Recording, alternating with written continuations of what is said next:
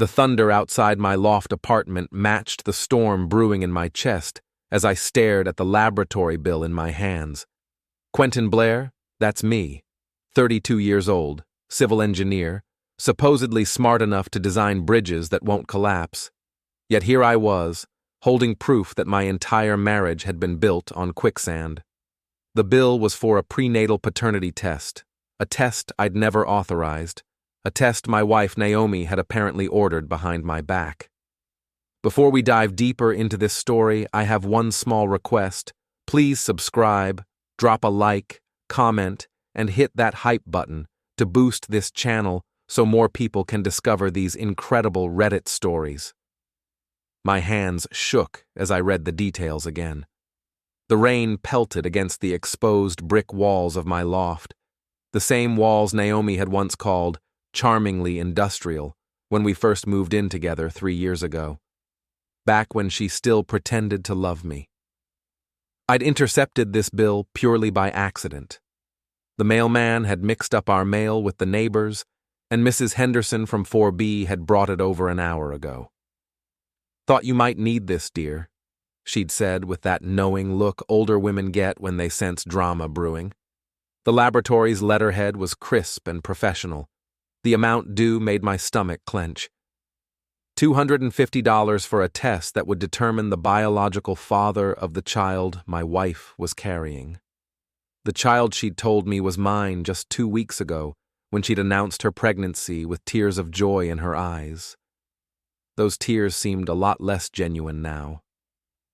I set the bill down on my drafting table next to the blueprints for the Henderson Community Center I'd been working on. The irony wasn't lost on me. I spent my days creating structures that would last for decades, built on solid foundations, while my personal life crumbled around me like poorly mixed concrete. Naomi wasn't home. She'd left this morning for what she called sister time with her supposed half-sister, Rebecca. These sister visits had become increasingly frequent over the past 4 months, always overnight, always with vague explanations about needing emotional support and space to think. I'd been an idiot, a complete, trusting fool. The apartment felt different now, tainted by this new knowledge. Every corner held memories that now seemed like lies. The kitchen where Naomi had made me breakfast last Sunday, humming while she scrambled eggs. The couch where we'd watched movies just last weekend, her head on my shoulder as she talked about baby names and nursery colors. All of it was performance art, and I'd been the unwitting audience. My phone buzzed. A text from Naomi. "Staying at Rebecca's again tonight. Need to talk through some family stuff. Love you. Love you. Right." I walked to our bedroom. My bedroom, technically, since I'd owned this place before we got married. The prenup had been Naomi's idea, ironically. She'd insisted on it to protect our individual assets and avoid any messy complications if things don't work out. At the time, I'd thought it was mature and practical. Now I realized it was calculated. The bedroom still smelled like her perfume, that expensive stuff she'd started buying 6 months ago. "A woman needs to feel beautiful," she'd said when I'd questioned the cost, especially when her husband barely notices her anymore. That had stung because it wasn't true. I'd noticed everything about Naomi, her growing distance, her sudden interest in working out, her new clothes, her secretive phone calls.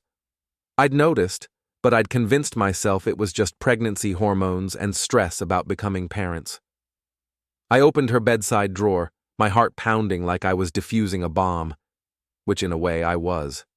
The DNA test results were tucked under a stack of fashion magazines, still in their manila envelope.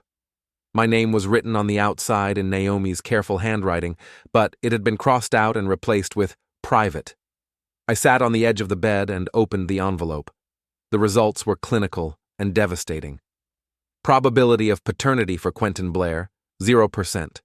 Probability of paternity for Liam Foster, 99.7%. Liam Foster. I knew that name. Liam was Naomi's high school boyfriend, the one she'd dated for 3 years before college. The one she described as my first real love during one of our early relationship conversations. The one who'd apparently remained in her life through social media and occasional, innocent coffee meetings. The one who was apparently still very much in her life. I stared at the paper until the numbers blurred. 24 weeks pregnant. The timeline fit perfectly with when Naomi had started her sister visits and when she'd begun criticizing everything about me, my job, my clothes, my lack of ambition, my failure to be the man she needed. She'd been comparing me to him this whole time. My phone rang. Naomi's contact photo filled the screen, a picture from our honeymoon 2 years ago, both of us laughing on a beach in Hawaii. I let it go to voicemail. Then it rang again. And again. On the 4th call, I answered. "Quentin, thank God. I've been trying to reach you." Her voice was breathless, slightly panicked. "Listen, I need to talk to you about something important. Can you come pick me up from Rebecca's?" "I'm busy," I said, my voice surprisingly steady. "Busy? It's 10 o'clock at night. What are you doing?" "Reading." "Reading what?" I looked down at the test results. "Educational material about genetics and probability. Fascinating stuff." There was a pause. "Are you okay? You sound weird." "I'm fine. Just learning new things about myself and about you." "What's that supposed to mean?" "Nothing. Enjoy your sister time." I hung up before she could respond. The apartment felt too small suddenly, like the walls were closing in. I needed air, space, time to think. I grabbed my jacket and keys and headed for the door, but stopped when I saw Naomi's things scattered around the living room. Her laptop on the coffee table, her designer purse on the kitchen counter, her expensive yoga mat rolled up by the door, all of it bought with money I'd earned while she'd been building her freelance graphic design business and finding herself creatively. I walked back to the bedroom and opened her closet. Rows of clothes I'd helped pay for. Shoes that cost more than most people's rent. Jewelry I'd given her for birthdays and anniversaries, back when I'd thought she deserved to be spoiled. My phone buzzed with another text. "Quentin, you're scaring me. What's wrong? I'm coming home." I typed back, "Don't." Then I started packing. I'd always been methodical. It's what made me good at my job. The ability to break down complex problems into manageable steps, to see the logical progression from foundation to completion. Packing Naomi's life into storage bins required the same systematic approach. I started with her clothes. Each item folded carefully, placed in boxes I'd retrieved from the storage unit in the basement. Her silk blouses, her designer jeans, her collection of little black dresses that had gotten progressively more expensive over the past year. Everything went into the bins with the same precision I used when organizing blueprints. The jewelry was next. The diamond earrings I'd bought for our first anniversary. The necklace from our wedding day. The bracelet she'd claimed was from her grandmother, but which I now suspected had a different origin entirely. Each piece wrapped in tissue paper and placed in a separate box. Her books came next. Mostly self-help titles about finding your authentic self and embracing your feminine power. Books that had appeared on her nightstand around the same time she'd started staying out overnight. I packed them without reading the titles too carefully. I'd had enough revelations for one night. By midnight, I'd filled 8 large storage bins with Naomi's belongings, everything that marked this place as ours instead of mine. The apartment looked different already, cleaner somehow, more honest. I carried the bins down to my truck, making multiple trips through the rain. Mrs. Henderson's curtains twitched as I loaded the last box. Tomorrow, the whole building would know something was happening. In a place like this, gossip traveled faster than bad plumbing. Back upstairs, I sat at my computer and opened a new document. The eviction notice needed to be formal, legal, unambiguous. I'd learned enough about tenant law during my construction projects to know how to do this properly. "Notice to quit and surrender possession of premises," I typed. The legal language felt good, Solid, official, final. I listed Naomi's full name, the property address, and the reason for eviction. Breach of marital agreement and violation of trust. It might not hold up in court, but it didn't need to. The apartment was mine, purchased before our marriage, protected by the prenup she'd insisted on. She had no legal right to stay. The printer hummed as it produced 3 copies of the notice. I signed each one with the same careful signature I used on engineering documents. Next, I printed 5 copies of the DNA test results. The paper felt heavier than it should have, weighted with the destruction of everything I'd thought I knew about my life. My phone had been buzzing constantly for the past hour. Texts from Naomi, increasingly frantic. "I'm coming home now." "Why aren't you answering?" "Quentin, please talk to me." "I'm scared. Something's wrong." "I'll be there in 20 minutes. I turned the phone face down and continued working. The final step required the most courage. Naomi's parents lived in Millfield Heights, the wealthy suburb where Naomi had grown up. Howard and Judith Hurst were pillars of their community. He was a retired bank president. She was active in their Methodist church and 6 charity organizations. They were also the most judgmental, morally rigid people I'd ever met. They'd never liked me. I was too blue-collar, too rough around the edges, too obviously from the wrong side of town. But they'd tolerated me because Naomi had insisted she loved me, and because I made good money and treated their daughter well. They were about to learn exactly what kind of daughter they'd raised.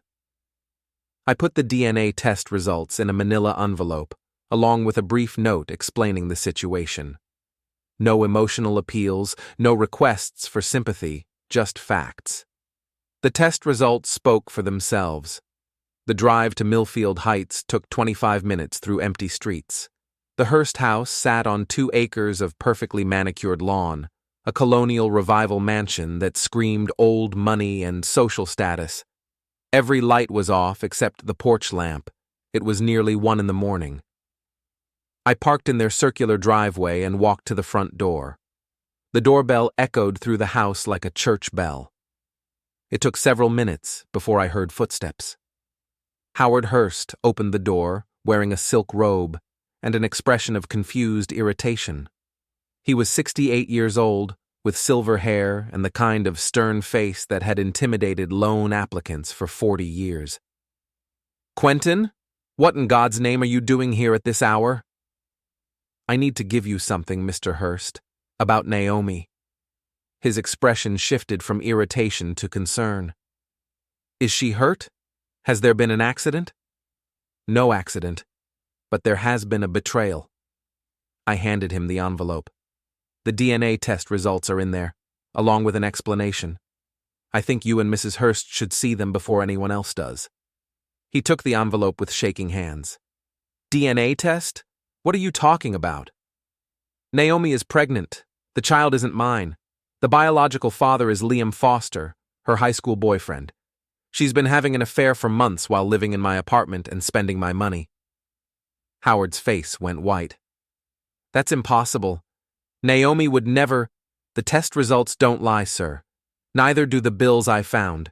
She ordered the test herself because she needed to know which man was the father." I turned to leave, then stopped. "Oh, and Mr. Hurst? She's been telling me she stays overnight at Rebecca's house during her sister visits. You might want to ask Rebecca if that's true." I was back in my truck and pulling out of the driveway when the front door opened again. This time, Judith Hurst stood there in her nightgown, the envelope clutched in her hands, her face a mask of shock and rage. The drive home felt like floating. For the first time in months, maybe years, I felt completely clear about what I was doing. No second guessing, no guilt, no wondering if I was overreacting. I parked in my usual spot behind the building and took the stairs 2 at a time. The apartment was dark, but I could see light under the door. Naomi was home. I unlocked the door and found her sitting on the couch, still wearing the clothes she'd left in that morning. Her face was red and puffy from crying, her hair disheveled. She looked up when I entered, relief flooding her features. "Thank God you're home," I was so worried. Where were you? Out, I said, hanging my jacket on the hook by the door. Out where? It's almost 2 a.m. Visiting your parents? The color drained from her face. My parents? Why would you? I gave them something they needed to see, something about their daughter's character. She stood up slowly, her hand instinctively moving to her belly. Quentin, what are you talking about? I pulled the eviction notice from my jacket pocket and handed it to her. You have 72 hours to find somewhere else to live. She stared at the paper like it was written in a foreign language. Eviction notice? You can't be serious. I'm completely serious. But this is my home. Our home. No, it's my home. Check the deed. Check the prenup you insisted on. You have no legal claim to this property. Her phone started ringing. The display showed Mom. She looked at it, then at me, then back at the phone. She didn't answer. They know, I said simply. Know what? About Liam. About the baby. About everything. The phone stopped ringing, then immediately started again. This time it was Dad. Naomi's legs gave out, and she sank back onto the couch. How do you know about Liam? DNA test results. Found them in your nightstand, along with the bill you tried to hide. She was quiet for a long moment, staring at the eviction notice. When she finally looked up, her expression had changed. The tears were gone, replaced by something harder. So what if it's Liam's baby? A strong man would stay anyway. A real husband would raise the child as his own. I stared at her, amazed by her audacity. A strong man would stay? You've been lying to me for months, spending my money while screwing another man, and now you want me to raise his child? It's not about the biology, Quentin. It's about being a man, about taking responsibility. You're right. It is about being a man. A real man doesn't let himself be used as a backup plan. Her phone rang again, and again. She finally answered. Mom, I can explain. I couldn't hear Judith's response, but I could hear the volume and tone. Naomi's face crumpled as her mother's voice rose through the speaker. Mom, please, just listen. The call ended abruptly. Naomi stared at the phone, then tried calling back. It went straight to voicemail. They won't take my calls, she whispered. Can you blame them? She looked at me with something approaching desperation. Quentin, we can work this out. I made a mistake, but we can fix this. We can go to counseling, There's nothing to fix. You made your choice when you decided to sleep with Liam. You made it again when you decided to lie to me about the pregnancy. And you made it a third time when you just told me that a strong man would raise another man's child. I walked to the door and held it open. 72 hours, Naomi. After that, I'm changing the locks. She stood up, clutching the eviction notice. Where am I supposed to go? That's not my problem anymore. Maybe Liam will take you in. Maybe Rebecca has room. Maybe your parents will forgive you. Her phone buzzed with a text. She looked at it, and her face fell even further. What does it say? I asked. It's from Liam. He says he can't see me anymore. His girlfriend found out about us. Girlfriend? He has a girlfriend? Had. They were on a break when I... She couldn't finish the sentence. So, he was cheating too. Perfect. You two deserve each other. She tried calling Liam, but it went straight to voicemail. Then she tried Rebecca, with the same result. Nobody's answering, she said, panic creeping into her voice. Maybe they're all tired of your drama. I went to the bedroom and started pulling sheets off the bed. Everything needed to be washed, cleaned, purified. I wanted no trace of her left in my space. When I came back to the living room, Naomi was gone. The eviction notice lay on the coffee table next to her keys and the DNA test results. She'd finally understood that her safety net had disappeared. The next morning brought a clarity I hadn't felt in years. I woke up alone in my own bed, in my own apartment, with no lies to navigate or eggshells to walk on. The silence was beautiful. My phone showed 17 missed calls from Naomi and 43 text messages. I deleted them all without reading them. I made coffee in my kitchen, and sat at my drafting table to plan my day.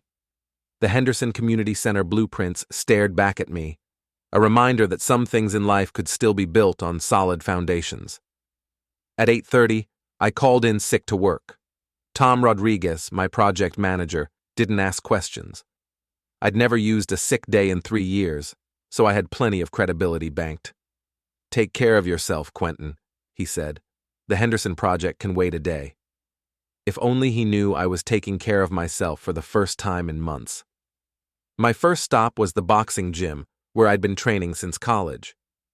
Murphy's gym sat in a converted warehouse on the east side, the kind of place where serious fighters came to work, not to pose for Instagram photos. The owner, Rick Murphy, everyone called him Coach, had been training fighters for 30 years. He'd also become something of a father figure to me after my own dad passed away 5 years ago. Coach was wrapping the hands of a heavyweight when I walked in. He looked up and immediately knew something was wrong. "You look like hell, Blair. What happened?" "My wife's been cheating on me. She's pregnant with another man's kid and expected me to raise it." Coach finished wrapping the fighter's hands and sent him to work the heavy bag. Then he turned his full attention to me. "What are you going to do about it?" "I already started. Packed her stuff, served eviction papers, told her parents." Coach nodded approvingly. "Good. Clean break, no mercy. But that's just the beginning, isn't it?" "What do you mean?" "I mean she's not going to go quietly. Women like that never do. She's going to try to make you the villain, turn people against you, make your life hell until you take her back." He was right, of course. I'd already seen the beginning of it in her text messages, claims that I was being cruel and heartless, threats to tell everyone what a monster I really was. "So what do I do?" "You hit first, hit hard, and hit where it hurts most. But you keep your hands clean, legally speaking. No violence, no illegal stuff. Just truth, delivered at the worst possible moment for her." Coach had been through his own messy divorce 10 years earlier. His ex-wife had tried to take half his business, his house, and his kids. She'd failed because Coach had been smarter, more prepared, and more ruthless than she'd expected. "Tell me about her weak spots," he said. I thought about it while I wrapped my hands for a training session. She's obsessed with her reputation. Her parents' approval means everything to her. She's got no real money of her own. She's been living off me for 2 years while pretending to build a freelance business. "What about friends?" "She's got a best friend named Shannon Lee. They're inseparable. Shannon's the one who encouraged all the sister visits and girls' nights out. I think she knew about the affair." "Then Shannon's your next target." I spent an hour working the heavy bag, imagining Liam Foster's face on the leather. By the time I finished, I had a plan. My second stop was the Millfield Heights Country Club, where Naomi's parents were members and where they'd held our wedding reception 2 years ago. The club's dining room was busy with the lunch crowd, mostly wealthy retirees and stay-at-home wives who treated gossip like a competitive sport. I found Judith Hurst sitting alone at a corner table, picking at a salad she clearly had no appetite for. She looked like she'd aged 5 years overnight. Her usually perfect hair was disheveled. Her makeup couldn't quite hide the puffiness around her eyes, and her hands shook slightly as she reached for her water glass. "Mrs. Hurst?" She looked up and her face hardened. "Quentin, I suppose you've come to gloat." "No, ma'am. I came to apologize for the way you had to find out." That caught her off guard. "Apologize?" "You and Mr. Hurst didn't deserve to learn about Naomi's behavior from me at 1 in the morning with no warning. You deserved better from your daughter." Judith's composure cracked slightly. "We raised her better than this. We gave her everything. The best schools, the best opportunities, a good Christian foundation. I don't understand how she could—" "Ma'am, if I may ask, has she done anything like this before?" Judith was quiet for a long moment, staring at her untouched salad. When she finally spoke, her voice was barely above a whisper. "There was an incident in college. A married professor. We paid for her to transfer schools to avoid the scandal. And after college? A few relationships that ended badly. Men who claimed she'd misled them about things. We always believed her side of the story. What kind of things? Judith looked around the dining room, making sure no one was listening. Pregnancy scares. Claims of commitment that she said were misunderstandings. We thought the men were just trying to avoid responsibility. The picture was becoming clearer. Naomi had a pattern of using pregnancy, real or imagined, to manipulate men. I'd just been the latest mark, the one with the most stable income and the biggest safety net. Mrs. Hurst, I need you to know that I never wanted to hurt your family. I loved Naomi. I thought she loved me. I know you did, dear. And I think she did love you in her way. But Naomi has always been selfish. We spoiled her, gave her too much, never taught her that actions have consequences. Judith reached into her purse and pulled out a check. This is for you, to help with any expenses she left behind. I looked at the check. $5,000. Mrs. Hurst, I can't take this. Please, it's the least we can do. Howard and I, we're ashamed. We feel responsible. You're not responsible for her choices, aren't we? We raised her to believe she was entitled to whatever she wanted, whenever she wanted it. We bailed her out of every mistake, smoothed over every problem. Maybe if we'd let her face real consequences earlier. I folded the check and put it in my pocket. Not because I needed the money, but because refusing it would hurt her feelings more than accepting it. What will you do now? She asked. Move on. Build a better life. And Naomi? That's not my concern anymore. Judith nodded sadly. She called us this morning, begged us to forgive her, asked if she could move back home. Howard hung up on her. That must have been difficult. It was necessary. We've enabled her behavior for too long. It's time she learned to stand on her own. I left the country club feeling better than I had in months. Knowing that Naomi's parents had cut her off meant she truly had nowhere to turn. No safety net, no backup plan, no one to bail her out. My phone buzzed with a text from Shannon Lee. We need to talk. Meet me at Cafe Luna at 4 p.m. Perfect. Phase 2 of my plan was falling into place. Cafe Luna was one of those trendy spots in the arts district where everything cost twice what it should, and the baristas had graduate degrees in philosophy. Shannon was already there when I arrived, sitting at a corner table with a large coffee and a hostile expression. Shannon Lee was 29, blonde, and had never worked a day in her life thanks to a trust fund from her grandmother. She spent her time shopping, taking yoga classes, and stirring up drama in other people's relationships. She was also the most toxic influence in Naomi's life. Sit down, she said, without preamble. I sat. I don't know what kind of game you're playing, but you need to stop it right now. What game would that be? Throwing Naomi out on the street, turning her parents against her. She's pregnant, Quentin. How can you be so cruel? She's pregnant with another man's child, Shannon. Did she mention that part? Shannon's expression flickered, just for a moment, but it was enough to confirm what I'd suspected. You knew, I said. You knew about Liam the whole time. I don't know what you're talking about. Sure you do. You covered for her, told me she was staying at your place when she was really with him, encouraged her to explore her options. You probably even helped her pick out lingerie for their dates. Shannon's face was flushing red. Naomi deserves to be happy. You were never right for her. Then why didn't you encourage her to leave me before getting pregnant with another man's child? Because she thought she could make it work with you. She thought she could learn to love you the way you deserved. The honesty was brutal and refreshing. But she couldn't. No, she couldn't. Liam is her soulmate.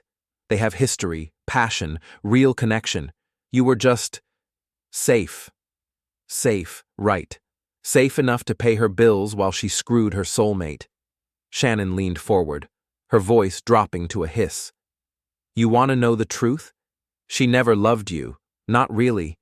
You were a placeholder until something better came along. And Liam was something better? Liam is everything you're not. Exciting, spontaneous, passionate. He makes her feel alive. He also makes her feel pregnant and abandoned. Where is this passionate soulmate now that she needs him? Shannon's confidence wavered. He's dealing with his own situation. His girlfriend, you mean? The one he was cheating on while Naomi was cheating on me. That's different. How? Because he and Sarah were having problems. They were practically broken up. But not actually broken up. Just like Naomi and I weren't actually divorced. Shannon stood up abruptly. I don't have to listen to this. No, you don't. But you should know that Naomi's parents have disowned her. Liam won't take her calls, and she has 72 hours to find somewhere else to live. If you really care about her, you might want to offer her your couch. Shannon's face went white. She can't stay with me. I'm having my apartment renovated. How convenient. Besides, this is all temporary. Once you calm down and think rationally, you'll take her back. You're not the type to abandon a pregnant woman.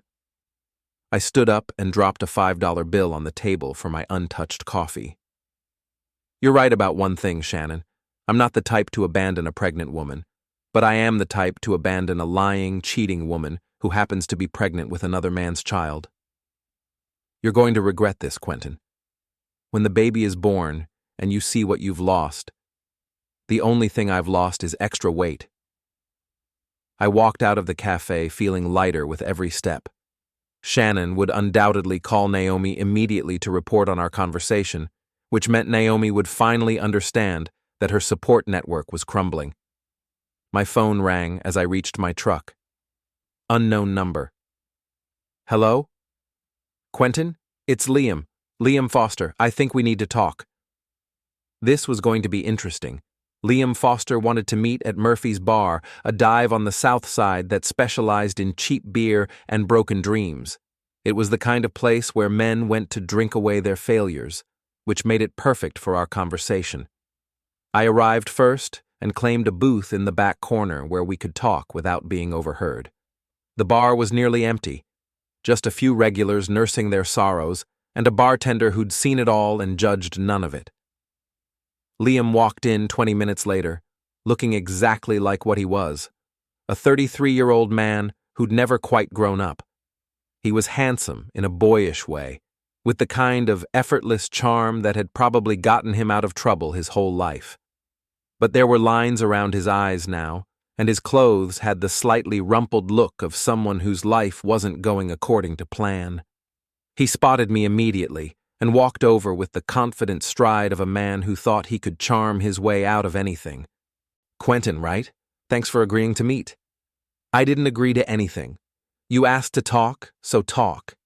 He slid into the booth across from me and signaled the bartender for a beer. Look, I know this is awkward, but I think we can work something out that's good for everyone. I'm listening. The thing is, Naomi and I, we have history, real history. We were each other's first love, you know? That kind of connection doesn't just disappear. Apparently not. But we also both care about you. Naomi feels terrible about how this all happened. She never meant for you to get hurt. I almost laughed. She never meant for me to find out, you mean? That's not fair. She was confused, torn between her feelings for you and her feelings for me. She tried to do the right thing. The right thing would have been to divorce me before sleeping with you. Liam's beer arrived, and he took a long drink before responding. You're right. We handled it badly, but we can still fix this. How? You let Naomi come home. We'll end our relationship, and I'll stay out of the picture until after the baby is born. Then we can figure out custody arrangements like civilized adults. I stared at him, amazed by his audacity. And what do I get out of this arrangement?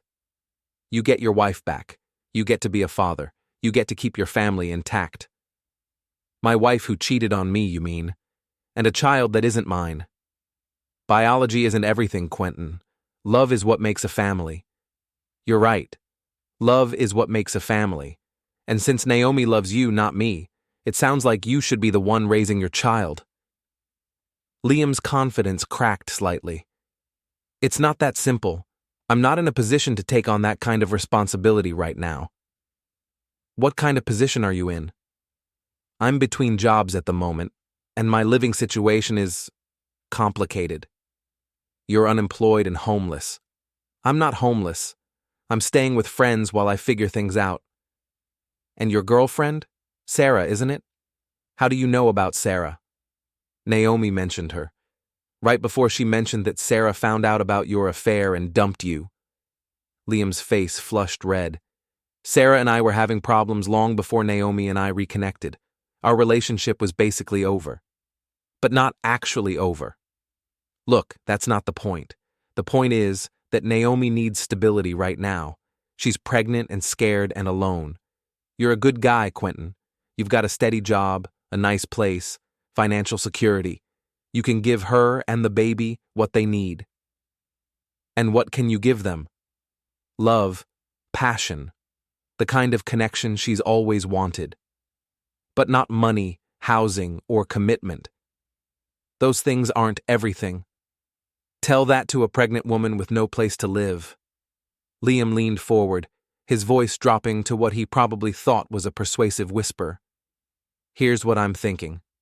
You take Naomi back, help her through the pregnancy, maybe even help with the baby for the first few years. Meanwhile, I'll get my life together, find a steady job, get my own place, prove that I can be a good father. Then, when the time is right, Naomi and I can be together properly, and we can all co-parent like adults. So I'd be the babysitter while you get your act together. You'd be a hero, a man who stepped up when it mattered most. I finished my beer and set the glass down carefully. Let me see if I understand this correctly. You want me to house, feed, and financially support your pregnant girlfriend while you take however long you need to become a functional adult. Then, once you're ready to play house, I'd graciously step aside and let you have your family back. When you put it like that, it sounds bad. It sounds insane. Come on, Quentin. Be reasonable. What's your alternative? Throw a pregnant woman out on the street? Abandon a child who needs stability? The child isn't my responsibility. It's yours. But you're the one with the resources to help, and you're the one who created the problem. Liam's charm was evaporating rapidly, replaced by something uglier. Look, I know you're hurt, but you need to think about what's best for everyone here. Naomi made a mistake, but she's still your wife. The baby didn't ask for any of this. You're right. The baby didn't ask for a father who's unemployed, homeless, and too cowardly to take responsibility for his own child. I'm not a coward. I'm being practical. I can't support a family right now. Then you shouldn't have created one. Liam's face was getting redder by the minute. You know what your problem is, Quentin? You're too rigid, too black and white. Life is complicated. People make mistakes. Real men find ways to work through problems instead of running away. Real men don't sleep with other men's wives.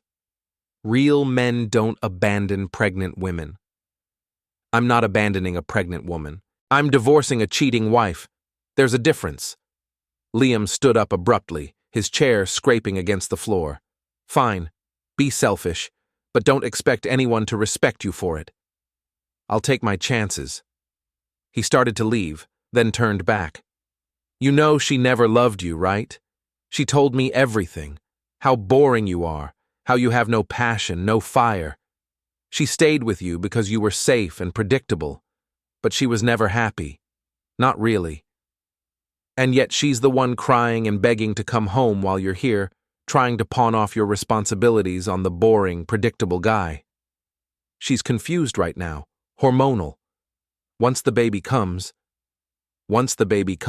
it'll be your job to figure out how to support it, not mine. Liam stormed out without another word, leaving his half-finished beer on the table. I sat in the booth for another hour, nursing a second beer and thinking about the conversation. Liam had revealed more than he'd intended. He was broke, homeless, and desperate. Sarah had dumped him, Naomi's parents had disowned her, and now their grand romance was looking a lot less romantic in the harsh light of reality. My phone buzzed with a text from Naomi.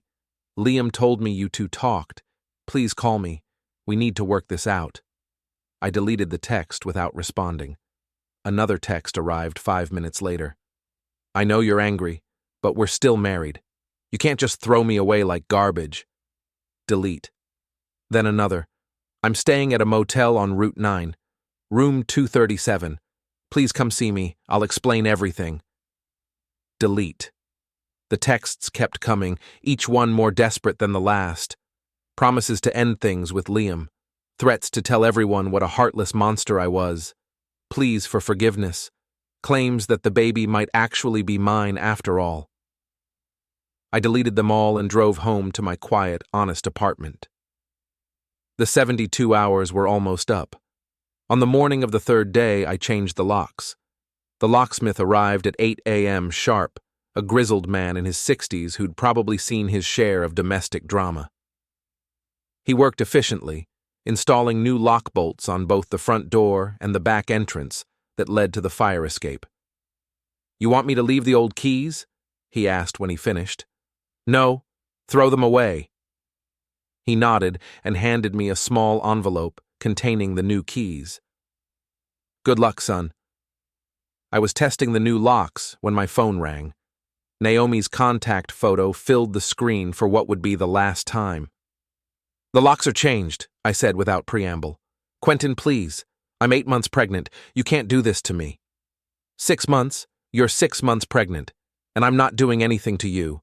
I'm protecting myself from you. I have nowhere to go. That's not my problem anymore. What about my things? They're in storage unit 247 at U Store It on Maple Street. The key is at the front desk.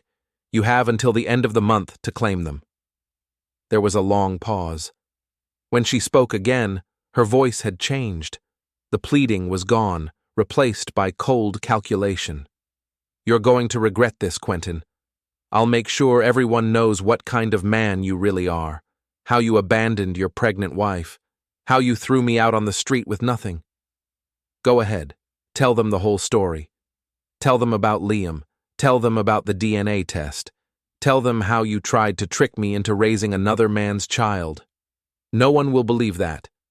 I have the test results. I have the bills. I have everything documented." "You bastard. I'm not the one who cheated, Naomi." She hung up. I made coffee and sat at my drafting table, looking over the Henderson Community Center plans. In 2 weeks, we'd break ground on a structure that would serve the community for decades. It would be built on a solid foundation with honest materials and careful engineering. It would last because it was designed to last. My phone buzzed with a text from Coach. "How are you holding up?" "Better than expected," I typed back. "Good. Come by the gym later. I want to show you something." I spent the morning cleaning the apartment thoroughly, erasing the last traces of Naomi's presence. I washed every dish, vacuumed every carpet, scrubbed every surface. By noon, the place felt completely mine again. My neighbor, Mrs. Henderson, knocked on the door around 1 o'clock. "I hope you don't mind me asking, dear, but is everything all right? I saw the locksmith this morning and I haven't seen Naomi in a few days." Mrs. Henderson was 73 years old and had lived in the building for 20 years. She'd been kind to both of us, but I'd always sensed she didn't quite trust Naomi. "Naomi and I are getting divorced," I said simply. "Oh my, I'm sorry to hear that." "Don't be. It's for the best." She studied my face carefully. "You know, I never said anything because it wasn't my place, but I always thought that girl was trouble." "What do you mean?" "The way she talked to you sometimes, when she thought no one was listening, and all those overnight trips to her sister's house. I've been married for 51 years, dear. I know what a woman looks like when she's up to no good." "Why didn't you say anything?" "Would you have listened?" She was right. 6 months ago, I would have defended Naomi and resented Mrs. Henderson for suggesting anything improper. "For what it's worth," she continued, "I think you're better off without her. You're a good man, Quentin. You deserve someone who appreciates that." After she left, I drove to Murphy's gym. Coach was in his office, a cramped space behind the main training area that was covered with photos of fighters he'd trained over the years. "Sit down," he said, gesturing to a folding chair across from his desk. "I've got news." "What kind of news?" "The kind you're going to like. Remember that construction contract you bid on last month? The new shopping complex on the east side?" I remembered. It was a big project. 8 months of work, enough money to set me up for the next 2 years. I'd submitted my bid, but hadn't heard back. "They called this morning. You got it." I stared at him. "Are you serious?" "Absolutely serious. Apparently your bid was competitive and your reputation sealed the deal. They want to start next month." "How do you know all this?" "Because the developer is my cousin Tony. He asked me if I knew you, wanted to know what kind of man you were. I told him you were solid as a rock." The timing was perfect. A new project, new income, a fresh start. It felt like the universe was finally aligning in my favor. "There's more," Coach said. "Tony's got a daughter, 28 years old, works as a physical therapist, just got out of a long relationship with some loser who didn't appreciate her. He thinks you two might hit it off." "Coach, I just got divorced. I'm not ready to start dating." "I'm not talking about tomorrow. I'm talking about when you're ready. The point is, good things are coming your way. Better things than what you left behind." That evening, I treated myself to dinner at Romano's, a little Italian place I'd always wanted to try, but Naomi had always dismissed as too ethnic. The food was incredible, the service was friendly, and for the first time in months, I enjoyed a meal without having to navigate someone else's mood or criticism. I was walking back to my truck when I saw them. Naomi and Liam were standing outside a rundown motel on the other side of the parking lot. She was crying, gesticulating wildly, while he stood with his hands in his pockets looking like he wanted to be anywhere else. I couldn't hear what they were saying, but their body language told the whole story. This wasn't a romantic reunion. This was two people realizing that their grand passion couldn't survive the reality of an unplanned pregnancy and no money. As I watched, Liam shook his head and walked away, leaving Naomi standing alone under the flickering neon sign of the motel. She called after him, but he didn't turn around. She was still standing there when I drove past 5 minutes later. I felt no satisfaction in her misery, no triumph in seeing her abandoned by the man she'd chosen over me. I felt nothing at all, which was exactly how it should be. My phone rang as I pulled into my parking space. Unknown number. "Hello? Quentin? This is Howard Hurst." I was surprised. "Mr. Hurst, how can I help you?" "I wanted to call and apologize. For my daughter, for the situation, for everything. Judith and I raised her to be better than this." "You don't need to apologize, sir. You're not responsible for her choices." "Perhaps not, but we enabled those choices for too long. We should have let her face consequences earlier." "What's done is done." "Yes. Well, I also wanted you to know that we've spoken to our attorney. If Naomi tries to claim any rights to your property or attempts to involve you in any legal proceedings regarding the child, we'll testify on your behalf." "That's very kind of you." "It's the least we can do. You're a good man, Quentin. Our daughter was fortunate to have you, even if she was too foolish to realize it." After he hung up, I sat in my truck for a few minutes, looking up at my apartment building. The lights were on in my windows in my home, where I could live in peace and honesty. Tomorrow, I would start preparing for the new construction project. Next week, I would begin building something solid and lasting. Next month, I would be completely free of the chaos that had consumed the last year of my life.